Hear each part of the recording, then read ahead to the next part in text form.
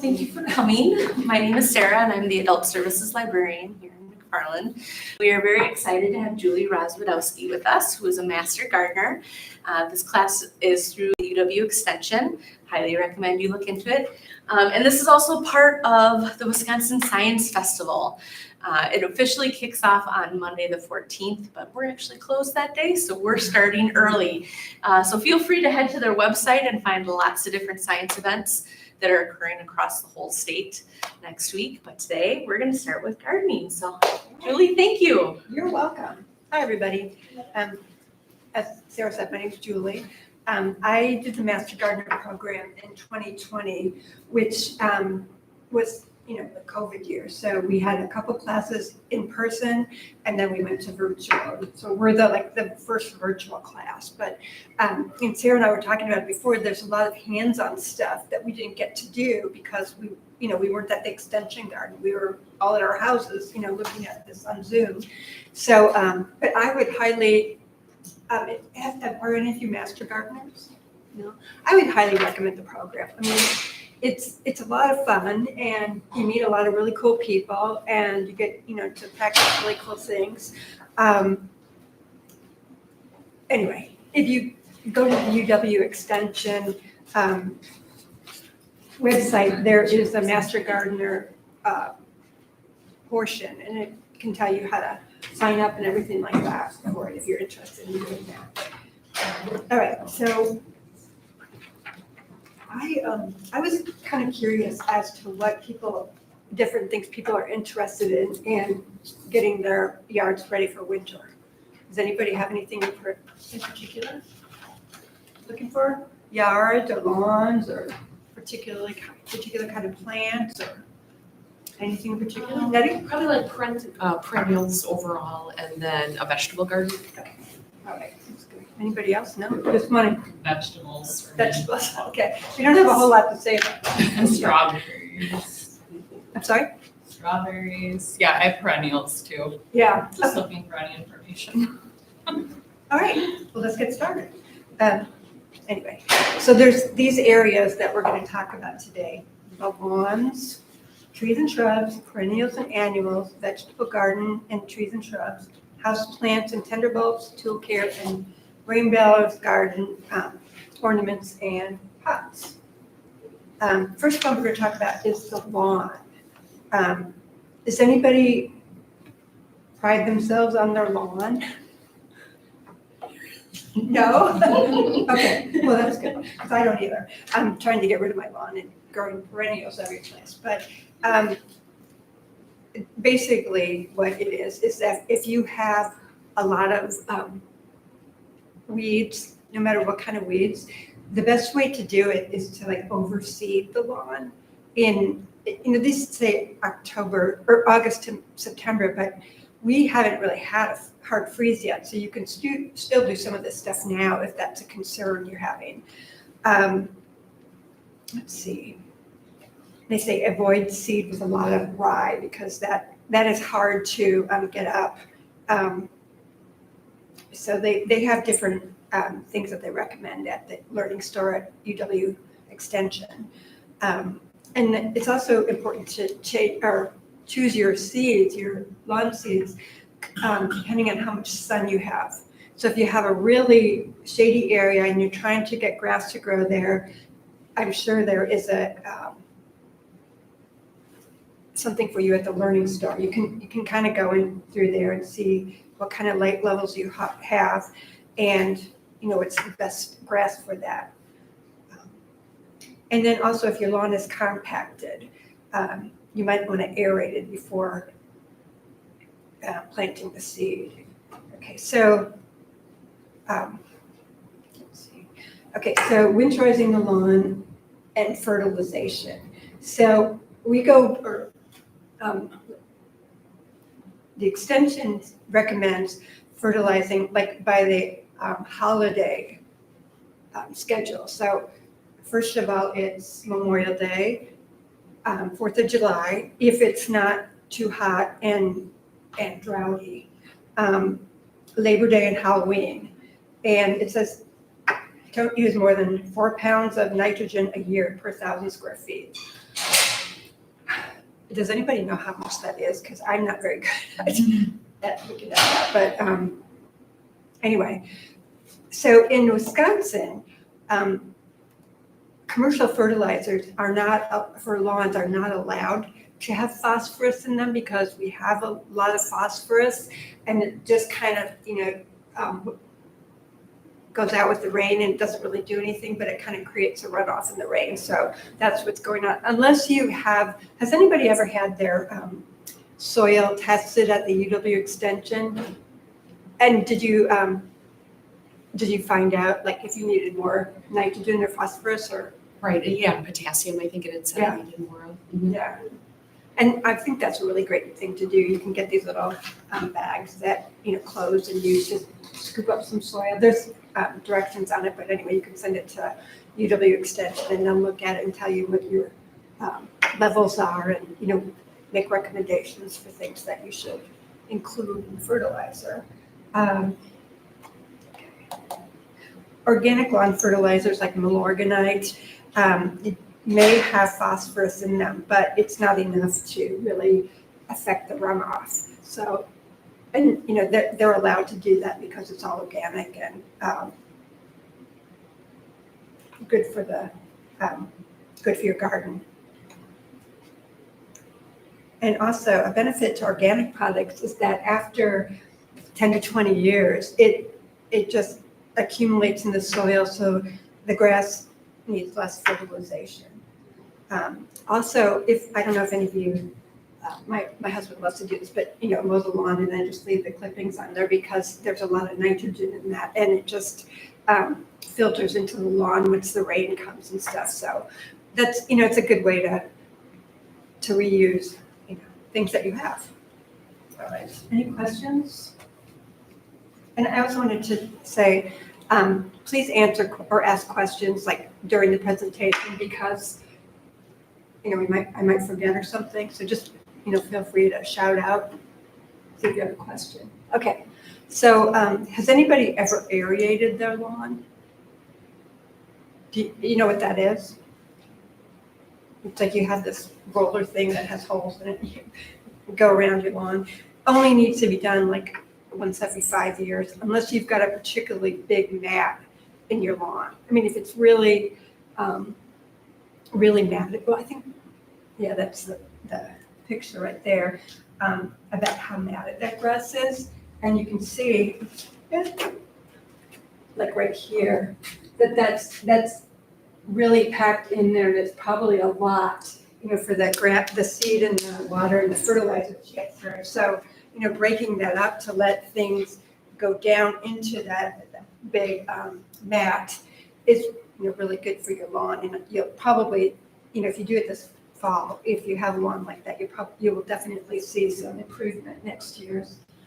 And then, as I say, fertilize the turf after aerating, just because there's places for the plant or the seeds to grow and the water to get in and that kind of thing. All right. Any questions on winterizing your lawn? So, UW Extension always encourages the use of this system called Integrated Pest Management or IPM techniques. And what it does is it asks gardeners to take non-chemical steps before you get the chemicals in there. So one of the things is, just pulling them out by hand or,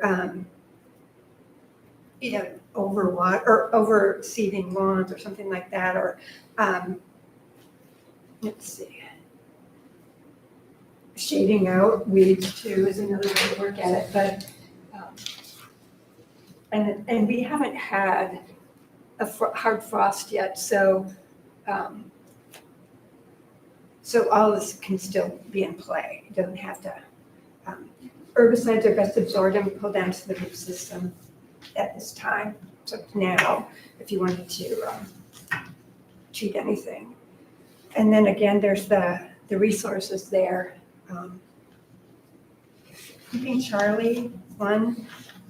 Canada thistle and creeping bellflower are also two that a lot of people have that are that can really do some damage. Well, my dog picks up all the thistles and she's got them all over her hair. She doesn't even have long hair, but it takes forever to get them out. So I would like to be done with the thistles. All right. Okay, another thing that I particularly like to do in getting ready for winter is mulch the leaves. We've got a silver maple in our backyard and the leaves are, like this big. And it's the first, it's the last tree to leaf out in the spring. And it's the last one in our yard anyway to drop leaves. And so they really need to be mowed because they're too big. And that the key to using the leaves as mulch is to not like pack them solid, so it's a solid surface in your garden. And this is for perennials and all sorts of different gardens you have. But yeah, if you don't have a mulching lawnmower or you have a lot of leaves, it's best to rake them up and then kind of not place them, but put them in your garden so that there's not a big flat mat that ice can get on, because that's not good. Your perennials need to we want to keep the ground frozen during the winter, so you don't have a thawing, freezing problem. And so, a good layer of mulch will keep the ground frozen once it freezes, so that you don't have that heaving and things like that. Also, most of the year, lawn height should be about 2.5 to 3.5 inches. For the last mowing, it asks you to cut it down to 2 inches. Now, my husband is of the mind that as long as the grass isn't growing, he doesn't need to cut it. And so, consequently, he doesn't believe in getting the lawn down to 2 inches, and he refuses to mow over the leaves. So I'm learning how to do that myself. He doesn't think we need to do anything like that. Anyway, he does enough around the yard. Anyway, so any questions about anything? Or things that you think of I haven't said? Okay. I was going to ask, with the mowing, the last mowing should be 2 inches. Should there be a step progression to that 2, or can you just go from 3.5 to 2, one mow? I think you can do from 3.5 to 2. You might want to do it in 2 just because you might get down so far that you're gonna, burn off or take off all the green stuff, and you want to leave a little bit of green in there. I mean, it comes back, but it's just nice to leave a little bit of green in there. But for me, the most important thing is to get the leaves mulched, because we have the big ones, and those aren't really great in gardens. All right. Trees and shrubs. Okay. Has anybody noticed rodent and deer damage to your plants? And we live in the area where deer are not around and they can't get in our yards, so that's not a problem. But we have squirrels and we have chipmunks and voles and all those other fun things. So, it's a really good idea, especially if you've got new trees or shrubs, to protect the what am I trying to say? What do you call it? The trunk. Yeah, the trunk. Thank you. I'm having, it's late. My brain is shutting down. Okay. Okay, so especially these particular species are susceptible to damage from deer, rodents, and other things. Okay, so the fruit and crabapple trees, burning bush, and it's interesting that they put that here, because that's a species that they're trying to ban because it's not indigenous, and it's takes nutrients and things like that from other trees, and it does reproduce quite easily. So, but anyway, those need to be. Ours actually, we had one, and ours died during the polar vortex, which I don't remember which year that was, but we had just really horribly low temperatures in January where they closed school like the first few days, and ours died. Forsythia, which is one of my favorite plants, witch hazel, hazelnut, and arborvitae with the deer especially. So what they recommend doing is a hardware cloth with 1-inch mesh to cover around the bushes or the trunk of the tree, or if you've got lower bushes. They recommend that if you've got arborvitae and you want to keep them healthy for the winter, to like weave old nylons, or I don't know, whatever people use for nylons, because we don't have nylons anymore, but to wrap them various parts of the tree so it just protects the branches, so you don't end up with half of the dead tree. And I've seen that a lot, I'm sure. Also, if you get a lot of snow in your yard, you want to make sure that you've got everything covered. And it says there's staples that you can use to put connect the mesh in the ground. It says fencing that keeps snow level in mind is very important. 36 inches is the minimum height recommended, and it's still not tall enough to defer deers. So you might want to hang flashing CDs or other visual deterrents in arborvitaes or trees. And the CDs, like, I guess they reflect and they have light. So anyway, all right. Also, you may want to use a different kind of netting to protect the covered junipers and things like that. So, okay. Oh yeah, type of arborvitae with twine or old pantyhose to prevent splitting from heavy snow load. All right. Any questions? Okay. Winterizing trees and shrubs. Okay, I told you about the arborvitae and putting them in the nylons. Water is especially important for trees and shrubs getting ready for the winter. And I don't usually think about that because, who thinks about watering your plants for the winter? But it's important, to make sure that you have, 1 inch of water per week.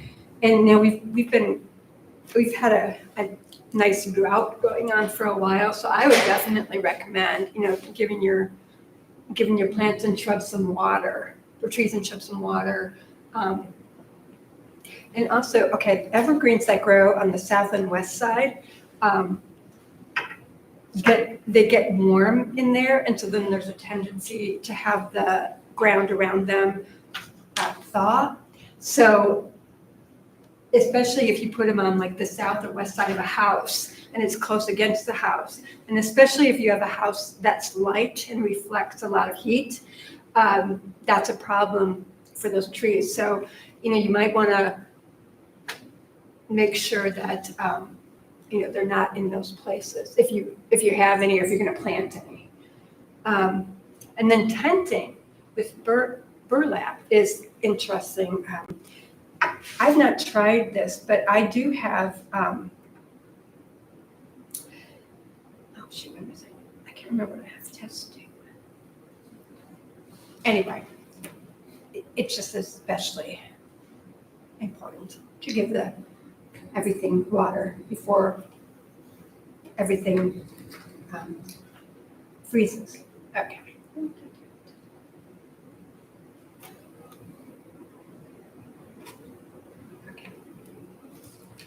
Okay, now we have broadleaf. We were talking about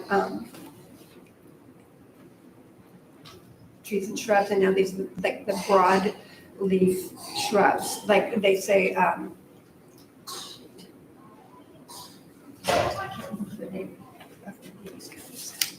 right. Well, anyway, winter burning is a problem for some of these nice bushes, and especially if November is dry. No, especially if it has been dry, you want to make sure that you provide water in November at least, up until a hard freeze. And then also, holly, rhododendrons, holly, boxwood, berries or Calmia, which I'm not sure what those are, but anyway, we've had boxwoods in front of our house forever, and I've never covered them up, and I don't think they've ever been burned, but I think it's a good idea to do something like that, to tent them or, wrap them in burlap or something like that. Just, kind of make sure that they don't get brown spots and, become unhealthy. Julie, that top picture, is that showing wrapping it with burlap? Yes. Okay. And also a lot of the stuff is on UW Extension. So a lot more specifics. You can go into, looking at how to get rid of certain weeds or, things like that. So there's a lot of information on there that has much more information than I do. All right. So winterizing trees and shrubs. Oh, well, roses. Does anybody have roses? I'm not a real big rose fan either, but I do have this one that came with our house, and we moved in there 20 years ago. And I moved it twice because it wasn't getting enough sun. And this year, for some reason, it just exploded. So it just needs a lot of sun. But a lot of people, have tea roses and, different kinds of roses, graft roses. So first of all, if they have black spot, mine did have some black spot, you want to take all that off because that's like a mold that you don't want to continue. And then protecting, so a lot of the roses are grafted, which means that, they have a rootstock that is pretty good for that area, and then they graft on whatever the kind of rose is, because a lot of them don't have very good root systems by themselves. So they graft them on to better roots. But you want to make sure that that graft spot is covered, and just by mounding bark mulch or leaves over the graft part, it'll keep it nice and warm. Some people like to put the cones on over them. That can be another way of doing that, but that's not the best way because being all jammed in there can cause mold and stuff like that too. But it does protect that. But don't use soil because you can't take that away, because what you want to do is take all that mulch off when spring comes so it can just grow regular, so you don't have to pamper that part anymore. So you want to take the stuff off of there so it can breathe.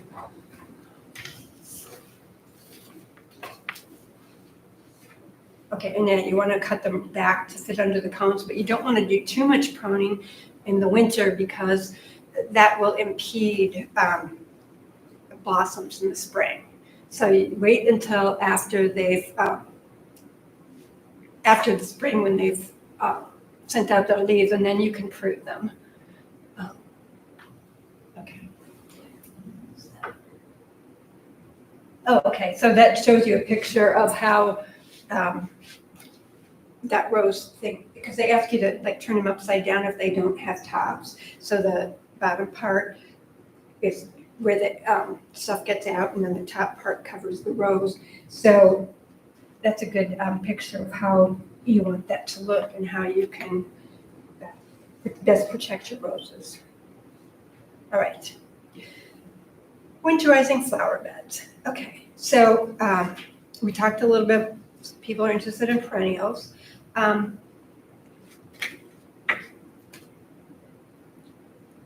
Okay, so basically you can divide perennials that are spring or summer bloomers, but don't divide fall bloomers to spring. So I know, for instance, we have asters that come in the fall, and it's not a good idea to move those until the spring because they're putting all the energy into their blooms in the fall, and then trying to pick them apart and plant them in different areas just causes too much stress on them after they're blooming. So those kind of things like asters and, I don't know what else, blooms and mums maybe, do it later on. Okay. You can divide phlox, coreopsis, coneflowers, excuse me, during the winter time. Divide bearded iris at least every other year to make sure you don't have iris borer in them. Peonies should only be divided in fall. And it says, make sure eyes are no deeper than 2 inches. And the eyes, you can see the picture of them on there. Those little bud things, or those little white things on top of there. So anyway, that's what they are. So I guess peonies are a little bit touchy. Does anybody have peonies? Yeah. Yeah? Have you tried to divide them? No, never. I didn't know you could divide them. Yeah, I know. Well, they're tricky, and the roots are really short and not so malleable. They're kind of stiff. So you got to be really careful, what you do. And I haven't tried it yet, so I'm not sure, but Just leave them. I don't want to break them. I know. I did one time because a couple of mine, I think some animal, pulled them apart, and so they were laying in the garden. So I just decided to plant them other places, and some of them took and some of them didn't. So anyway, peonies are fun. Hostas, daylilies, and ornamental grasses can also be done now or in the spring. I happen to have a lot of hostas. I'm a big hosta fan, and I don't know how many thousands of thousands of types. I can't remember the thousands of species. I don't know. But anyway, there's thousands of them, and they're fun but not pollinators. Okay, so basically, any of those kind of lily bulbs. Bulb clusters should be divided now, and I have a lot of those. Okay. Julie, for Yes. your hostas, when do you typically divide them? In the spring or in the fall? In the fall. Well, it's interesting because I have this one that is, it's huge. It's like this it's huge, and it's really tall. It's called a blue mammoth, and that one, I've been saying I got to divide, but I never want to do it in the spring because they come up so spotty. And then, so in the winter, I think I'm just going to go out there this weekend and chop it up and plant it because it's just taking entirely too much space. So, but anyway, so is that the answer? You can do them in the spring too, but I just think it's easier to do it in the fall when the plants are already established and you don't have to worry about cutting off leaves or what it's going to look like when you're done. So that's my take on that, but other people might do it different ways. Any other questions? Anything? Any thoughts on, when you buy a pot of mums this time of year, can you plant all of those and as like a perennial, or are there only certain varieties that? I don't know, but I always buy them and plant them outside and they always come back. They do? So Okay. yeah. So if you're, like right now, they're really blooming nice in the Yes. pot, at what point would you want to get them in the ground? I usually put them in right away Oh, you do? Okay. just because I will not do it. If I leave it too long, I'll Yeah. forget about it. So, that's what I would recommend. But I always do plant them. Maybe some of them don't come back, but they mostly come back. Okay. I get this huge pink one that's just like taking over the whole world. Okay. Anything else? All right, so we're going to go on to flower beds, annuals. Does anybody plant annuals usually? So they said shake off the soil because you can keep the soil and compost them unless they have diseases. I oftentimes, I love begonias and I buy them at the store, Menards or Home Depot or whatever, and put them in pots and then have them in the house during the winter and then put them outside during the summer. And they flower and they bloom and they are great. So that's one thing I like to do because I love begonias. And okay, and also, you have a lot of times you get diseased parts like on asters and phlox and peonies, iris, monarda, coreopsis veronica. Actually, my peonies always have mildew on the leaves. Does anybody else have that trouble? No? Wow, must be just my yard. But anyway, so yeah, I always cut that down right away after the peonies finish blooming because otherwise it gets all over everything and it's not really great. But don't compost it, put it in a bag, put it someplace else. I like to leave up the coneflowers in the backyard, which is like black-eyed Susan and all the different varieties of black-eyed Susan, because they, well, some of them, especially the tall grasses too, that bees overwinter in some of those plants. And so you want to cut them down like in March before the new shoots start growing, because you want to have like an even basis for the new grasses to come up, but don't want to cut them back too early, or you're gonna ruin the beehive or whatever's in there. So that's just something to think about. I mean, you don't have to do that, but I just like to do that because bees are important and like to encourage them.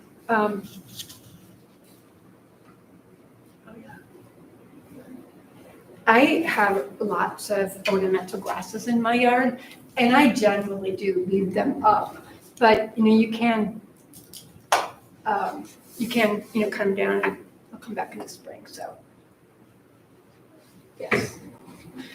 yes, be sure to cut it back 4 inches above the ground so that the new growth can you can see it there.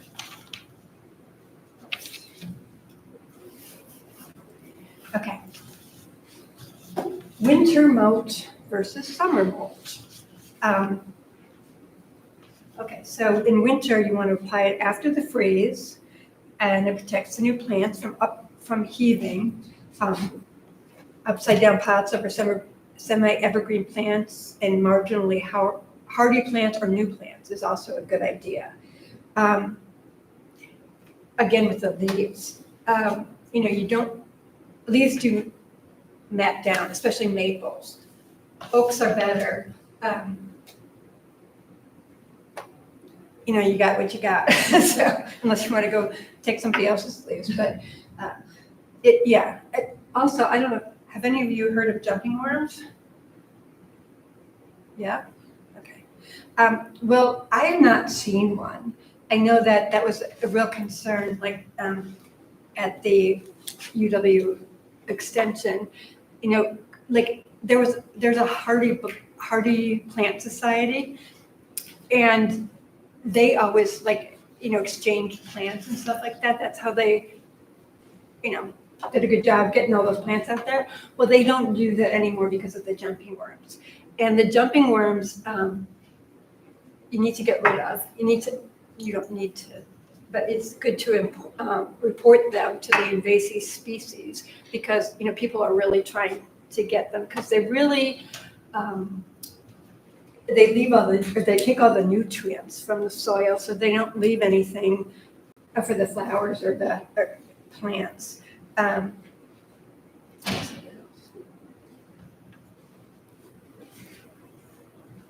Okay.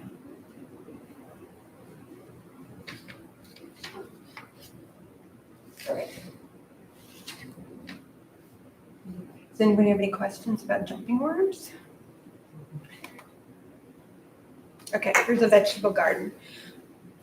If you are somebody who plants a lot every year, it's best to keep a record of where you planted things, because different plant families require different things of the soil, and so you want to make sure that you're not overusing a soil for corn or whatever, because that's hard on the soil, and then plant it with tomatoes or whatever. So people like to take pictures, people like to make notes, but it's a good idea if you're going to be growing a lot of vegetables that you get them in a rotation. If you, I mean, this is for people who like plant a lot of vegetables every year. If you, I mean, I think for me, I just have my few tomato plants and, spinach and cucumbers and things like that. So I don't think it makes that much difference because I'm not growing that much and I'm not depleting that soil. All right, so obviously you harvest your tomatoes, when they're ready, or, if it's gonna freeze, get them in some brown paper bags to ripen them up. Winter squash and pumpkins can handle a light frost. They obviously can't handle heavy frost, and they kind of mush in and they get all icky. Say that from experience. And you can harvest the sweet potatoes into November, but before a hard freeze. And any crops like spinach, Swiss chard, carrots, parsnips that you hope to overwinter or harvest in winter usually are sweeter at that point than they are during the summer. So it's a good time to leave those there until you're going to get a hard frost because they're pretty tasty. And of course, there's a publication at the Learning Store about vegetables and things like that to give you a whole lot more background on moving your plants around. Okay, and then winterizing the vegetable garden. Now, well, first of all, obviously, you remove plants because any diseased plant, but move all the plants out of there. If you have insect issues, overwinter them in plant debris. So remove the debris and check in the soil around the plant for pupae. So those are the things, the small garden or small version of the insect that's going to come. And clean garden tree, that means that they don't have insects or mold or anything like that. You just clean up and then put in your compost if you have compost. I don't know, does everybody compost? Anybody? Yeah? Okay. Well, anyway, I would just encourage you to start one if you garden. Okay, asparagus ferns can stay unless they have asparagus beetles. You want to mulch the garlic and cut the rhubarb back to the ground. So, is anybody rhubarb growers? I particularly don't like rhubarb, so I stay away from it. But yeah, because you know what to do with it. Okay, so in the vegetable garden, what you want to do is you want to make sure that your soil keeps all of its nutrients in it. So you don't want it running off or whatever. So if you have any finished compost, you can incorporate that into the soil. Because if you can also do it in the spring, but if you do it in the fall, it helps it break down better for the spring. So, okay, if you do it now, incorporate 3 to 6 inches of mulch. And then again, check the compost for jumping worms because, sometimes they like to hide out in mulch and things like that, and you don't want to incorporate that into your garden. Also, hay or straw is a good way to mulch the vegetable garden. 2 to 3 inches is plenty. And if you're using transplants, which I always do, you can just make a hole and plant it into the ground, like through the hay or whatever. So you've got like a nice weed barrier there. So you don't have as many weeds. And then you can also do it by seed too. Any questions? Okay. This is a concept I never heard of before I did this because I don't know, I thought you had to be like a real farmer to do these kinds of things, but if you have a sizable vegetable garden, you probably want to sow a winter crop. And I thought, well, this is really weird, but I guess it adds nutrients to the soil, and it also keeps any soil from eroding or anything like that. So Okay, oats and peas are good. Let's see what else. Okay, you don't want something like rye that has to be killed in spring and then tilled out, so you have to take it all out. So the other ones, like the oats and the peas and stuff, they die from the cold, but their roots are still in there, putting nutrients into the soil. But you don't have to do anything with them when you open it back up, because they're going to be dead. It's just going to be that have to till them kind of in. But it's really interesting, and someday I'll try it. But Julie, I have a question. Oh. It says on there, like for the winter cover crop, that they should be planted by mid-September. oh, But if we've had such a mild Yeah. non-frost hit, is it still possible to do that? I would think so. Yeah, because it's going to be warm-ish for another couple weeks, I think, Okay. or at least and you can get that started. It'll at least sprout if you put seeds in, and then it will be giving the nutrients in, but it won't, and it will help the nutrients from eroding out of the soil. Good question, thank you. And a lot of these things, I don't know if I said this before, but a lot of these things, want you to do, they tell you should be done in like August or September. We have had such mild weather that I don't think it would be a problem to do any of these things right now, because it's just not our typical weather anymore.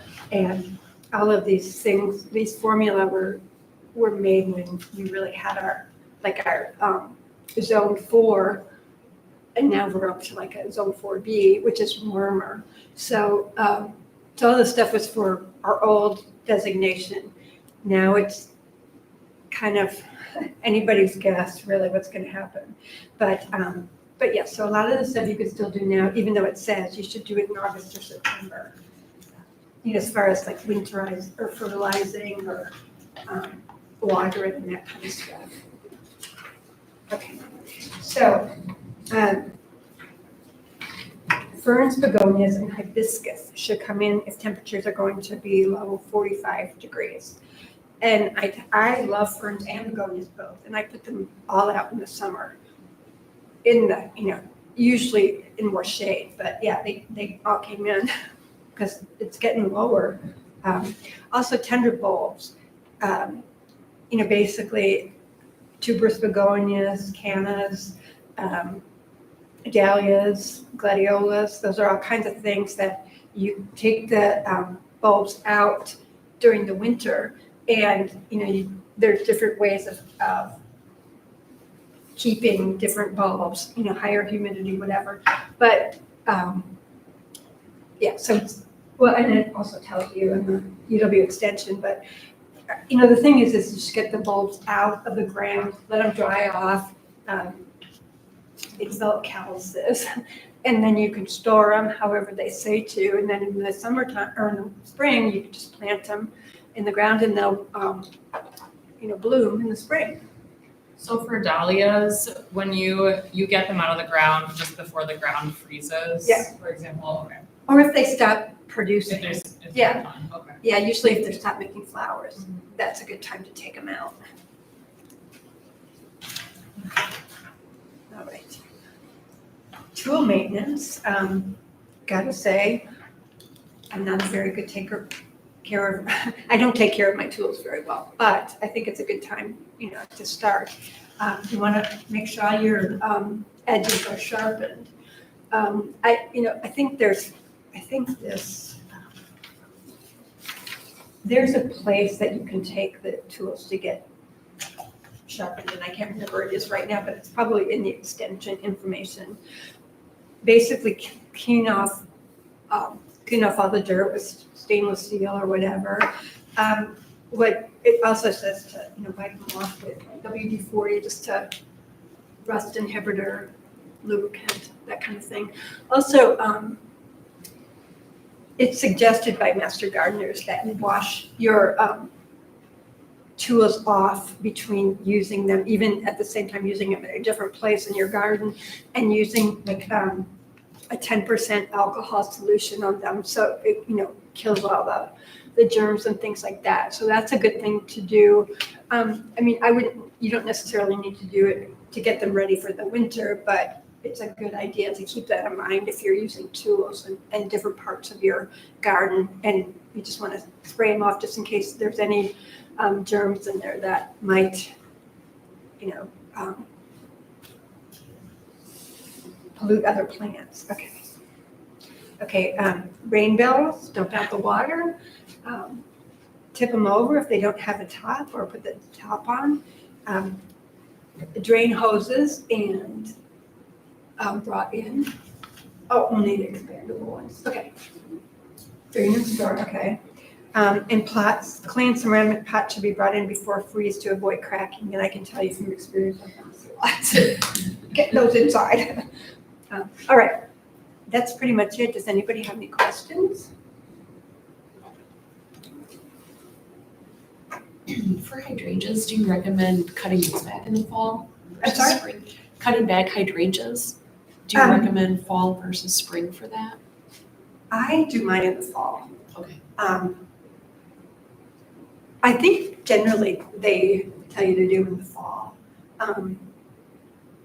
And I can't remember what it is, like a lot, the wheat or the hard ones stay, and then the newer ones sometimes, don't become woody, so I take those off. But the ones that become woody, I usually leave a little bit because they reproduce every year. So, but yeah, I was so upset with my white hydrangea this year because it got so big. I just whacked it down. But yeah. Anybody else? Any questions? Did you feel like you've been prepared for winterizing your garden? Or? Yeah, I know, me too. Me too. I'm not usually really good at this, but I figured since I'm a master gardener now, I should be doing these things. But yeah. Do you have any specific tips for fruit trees? No, not really. I mean, I know a lot of them, a lot of them are grafted, so you might want to protect that area, but usually by the time they're larger, they're okay. It's just you want to make just sure that they're getting enough water and that the trunk is doing well. If you need to like put something around it to keep bugs off or animals off of it or something like that. But I would just say no water. And there's more stuff at UW Extension, so you could probably find a lot more information on the fruit plants or fruit trees and plants. Yeah. Anybody else? Julie, let's say you're brand new to winterizing your garden, or Okay. getting your lawn ready. What would be like the most important first step? If you don't do anything else, do this. First important thing would be to find out the nutrients in your soil in different areas and then you also want to make sure that you know when the light hits where in your yard, because you want to make sure to plant plants that need sun and shade, and there are some that overlap, but that's the most important thing, I think, to have your plants grow without putting them in too much stress and having to take too much care of them. So the soil and amending the soil, composting is good, and the sun, looking at where the sun is. And then if you have a particular kind of plant, if you like pollinators or you like, I don't know what else, I have a lot of succulents. I love succulents. I even have a prickly pear cactus that grows in Wisconsin, and it comes back every year. It's huge. So if anybody wants them, but yeah. All right, anything else? What's the time commitment for that master gardener class? Like, how long is that? I'm not sure anymore because they changed it since I did it. It used to be like 6 months, meet once a week, and then you have a test, and then hopefully you pass and become an master gardener. It was 6 months. I don't know what it is now, but I think it's shorter because they've abbreviated the class a little bit, because they want to get people, in the garden and doing things too. So anyway, that's not a very helpful answer, but it's in UW Extension Master Gardeners program. So Anything else?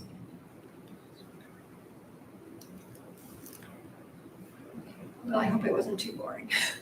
Nobody fell asleep. Well, thank you very much, Julie. Oh, you're welcome. It's It's my my pleasure. pleasure. Thank you, appreciate it. And, there's a wealth of information online, so I would recommend, that this is just kind of an overview of particular ways to get started. And thank you guys Thank for you. coming. Thank you very much. Have a good night. You too. Was trying to find the length of the Master Gardener class, but I could Oh. not find, I was like, Oh. okay. There is an online course and an in-person. Here we go. So it's also one's based on county. So I'm just looking at here For Wausau and Marshfield, theirs is from September to December. Oh. So it's like a Okay. typical semester, it Yeah. sounds like. Okay, interesting. So, Yeah, check it out. all right, thanks a lot. Thank Oh, you're you. welcome. Thanks for coming. Oh, is your video on? I'm turning it off right now.